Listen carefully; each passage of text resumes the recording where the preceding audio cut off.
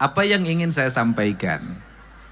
Pemerintah Provinsi Jawa Barat bisa membuat anggaran di tengah-tengah kita kehilangan anggaran 3,5 triliun karena kebijakan pemotongan penundaan dana DBH untuk bangun jalan, untuk bangun sekolah, untuk memberikan beasiswa bagi masyarakat miskin untuk sekolah sampai SMA, sepatu, tasnya, bukunya nanti diberi oleh pemerintah provinsi. Bisa untuk terus membangun daerah aliran sungai dengan baik. Bisa terus membangun rumah rakyat miskin. Bisa memasang listrik ratusan ribu kepala keluarga. Bisa masang PJU triliunan, bisa. Tapi semua itu tak akan ada arti. Kalau apa? Kalau kita semua tidak bisa merubah diri. Jalan Pemprov yang mulus, jalan kabupaten yang mulus, kalau orang tuanya tidak mendidik anaknya menjadi pejuang, menjadi kesatria, menjadi kaum Brahmana, menjadi kaum Wesya, menjadi kaum satria, maka jalan itu akan habis untuk balapan motor, motor brong, tawuran, geng motor yang akhirnya menyengsarakan orang tuanya lagi.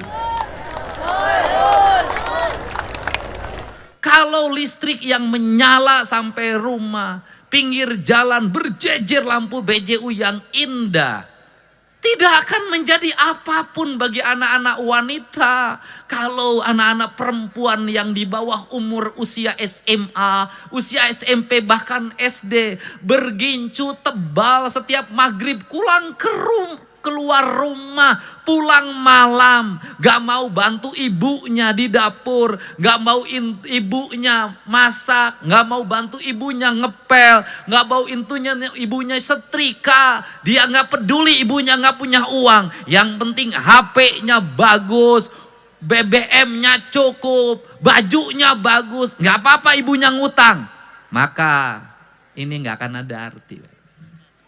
Saya 5 tahun ke depan minimal menurunkan. Apa itu? Saya nggak mau dengar lagi perempuan di Jawa Barat dianggap rendah di tempat lain.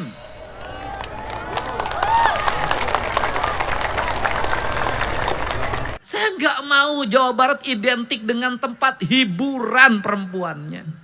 Saya ingin melihat ke depan anak-anak Jawa Barat jago matematikanya, jago fisikanya, jago ilmu otomotifnya, teknologi informasinya, ahli perkapalan, ahli pesawat, ahli nuklir. Saya ingin, yang diinginkan adalah itu. Caranya bagaimana? Mohon maaf. Dari mulai sekarang saya minta kaum ibu, lebih baik anaknya banjir air mata, menangis meminta motor, menangis meminta handphone, menangis meminta sepatu baru yang mahal, daripada dia tertawa ibu menderita hutang di mana-mana. Saya ingin itu. Saya katakan pemerintah hanya bisa membangun infrastruktur yang baik, tapi moralitas anak-anak ibu semuanya di tangan ibu dan bapak semua. Catatannya bagaimana? Kami bisa tegas di sekolah. Saya selalu membela guru ketika dikriminalisasi oleh orang tua murid. Caranya bagaimana? Murid, anak ibu, kalau sekolah jangan lagi dibela-belain ketika salah. Anak ibu kalau berkelahi dengan temennya, bapaknya jangan marah kemudian bela-belain, bawa golok dari rumah. Kenapa? Hari ini anakmu dibela karena kelakuannya. Suatu saat besok kau yang digorok oleh anakmu. Belajarlah pada peristiwa Nabi Khidir, di mana ada anak kecil dibunuh. Kenapa? Kelak akan menjadi perampok. Apa itu artinya?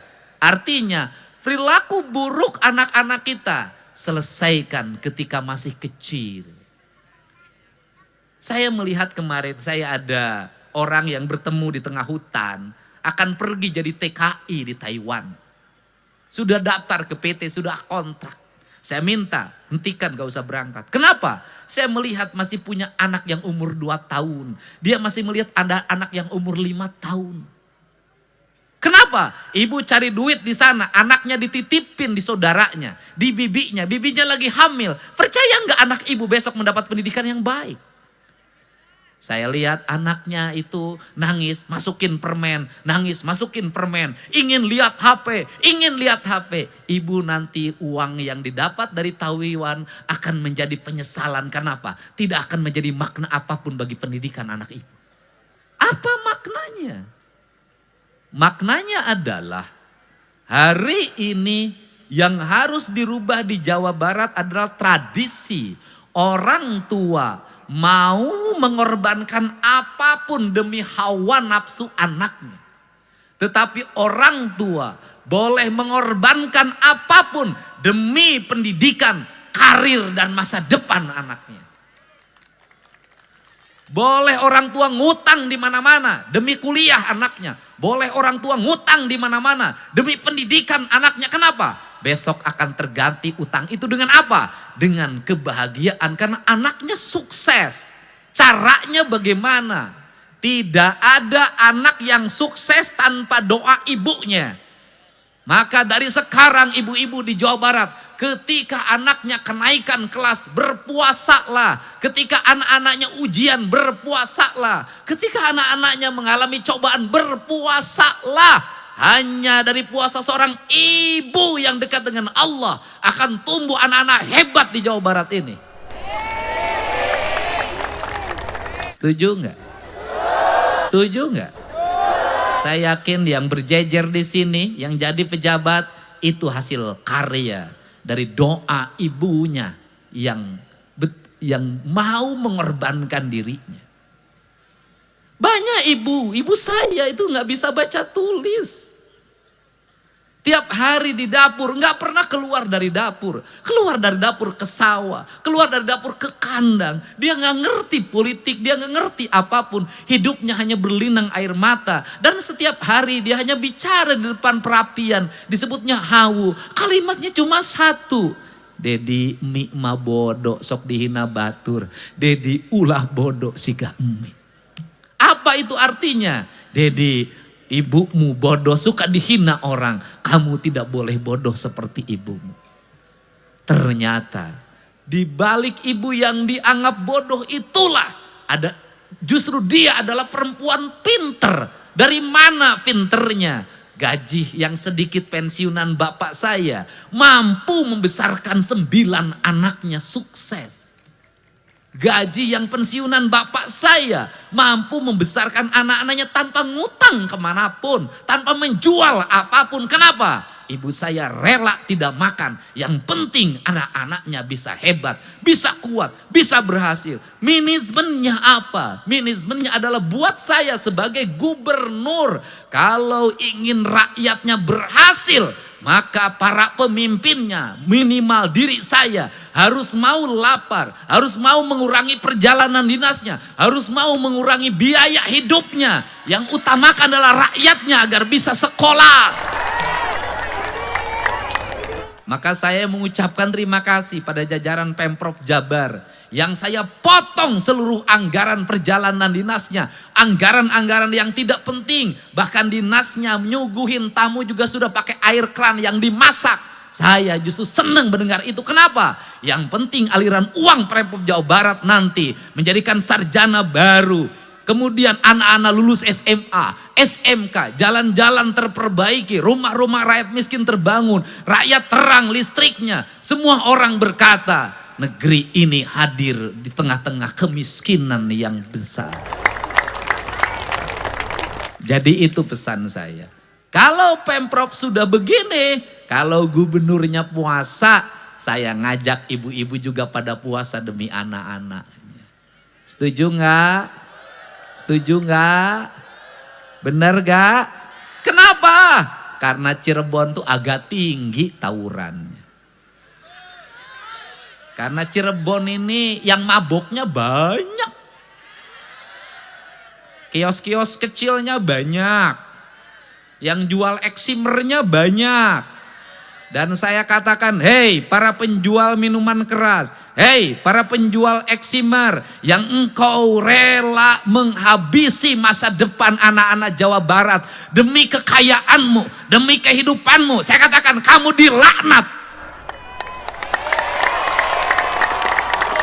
Dan saya katakan Anda semua yang menjual minuman dikonsumsi oleh anak-anak muda, membuat mereka mabuk, berkelahi, bunuh-bunuhan, yang menjual eksimer membuat mereka mengancam orang tuanya. Saya katakan Anda adalah musuhnya saya.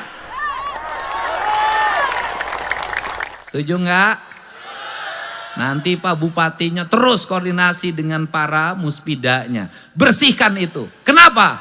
Karena wong Cirebon lama-lama rusak anak-anaknya. Dan ada orang-orang yang kaya. Dari apa? Dari menjual barang-barang haram bagi anak-anak muda.